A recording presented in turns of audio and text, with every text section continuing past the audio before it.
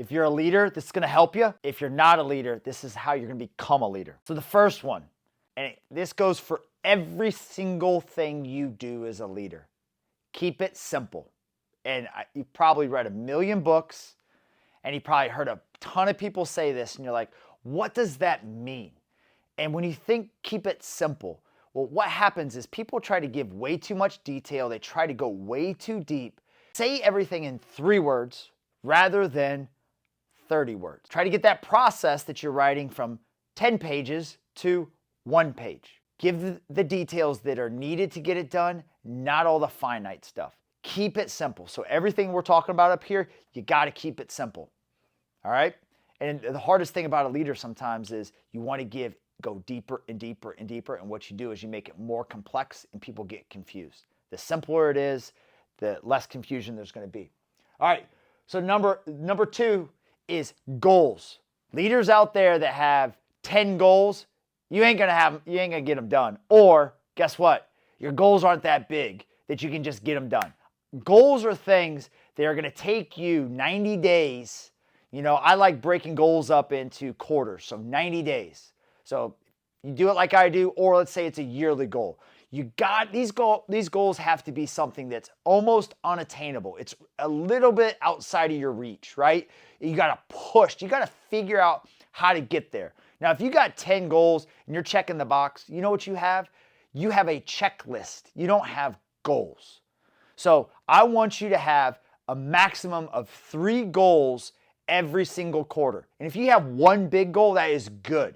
But if you've got 5, 6, 10 goals, you got to look at those, put them together, and understand what are 3 main goals. And in those goals, you've got to be able to break it down into objectives, or what I call milestones. So if you have a goal that's going to take you 90 days to get there, I want to know in 10 to 15 days, what's the milestone? What's the thing you're going to get done by that time? And then in 30 days, what are you going to get done? In 45 days, what are you going to get done? In 60 days, what are you going to get done? So now, instead of just having this goal that's out there that's going to get done in 90 days, I know every 2 weeks, I've got to have a certain portion of that goal completed. If that's making a call, setting something up, implementing a system that's going to help me get to the end state of the goal, you got to have these milestones, because what will happen is, if you can imagine, this is 90 days and this is the goal day 1. Everybody does this. You don't mean to do it, but you're busy. You're a leader. You're going to look here and you're going to go, I'm going to get that goal done. This is the first month. This is the second month. This is the third. I'm going to get that goal done. I'm going to get it done. Boom. You're going to try your darndest at the end. It's just like our kids when they go in and try to do their homework. You tell them to do it. They wait till the last minute. Now, if you had milestones in here and each one of those you had to hit, what ends up happening is you get a line like this, because you're hitting each one of those milestones and there's a clear path. Keep it really simple. All right? The next one is you got to hold yourself accountable.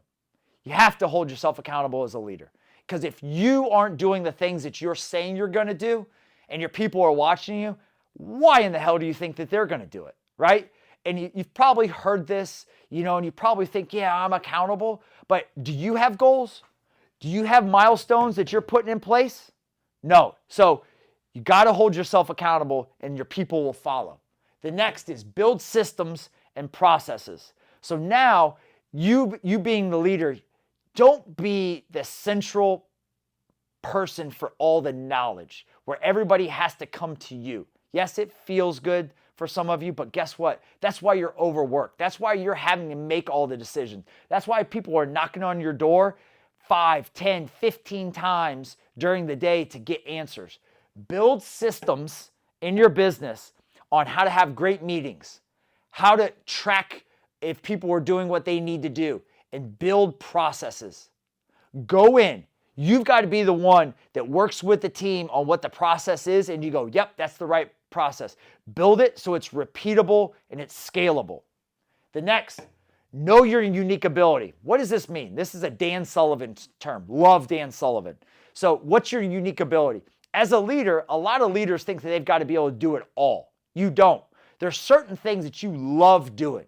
And if you're a list person and you've got this laundry list of things and every day you make a list And what I want you to do tomorrow is write down on that list what's the most important thing you got to do from top to bottom. And then if you don't start with that number 1 and you go to number 6, the reason you do that is because you love doing that thing. And the thing at the top you don't really like doing, or it's hard. Well, guess what? That's probably not in your unique ability. So you got to find somebody else, either in your department, in your business, that loves doing that, because you're going to keep pushing it off until you absolutely have to get it done, and it's not going to be done at the level it should. So find your unique ability on what you love doing, and you could do it forever and it feels like no work, and delegate those other things. And remember, you got to delegate to somebody that loves doing that too. I can't spell worth a heck. My problem is, if I was going to try to write a paper and I'm trying to spell the whole thing, it's going to take me forever. And I just give it to somebody else, be like, hey, I'm not a very good speller. Review this, write this for me. And they're not a good speller. It's not going to get done any better than I did. I have to get it to somebody that's good with grammar and spells well. Or me delegating that to them is worthless. The last is time management. You gotta block your time during your week. You got to worry about the most important things early in the day when you got the most energy, and you got to tackle the big problems early. So if you know the night before you've got to do some big tasks, do those early. Then give yourself some time to talk to your people. Then give yourself some time during the week during the day to understand what the issues are, and then give yourself times to reflect.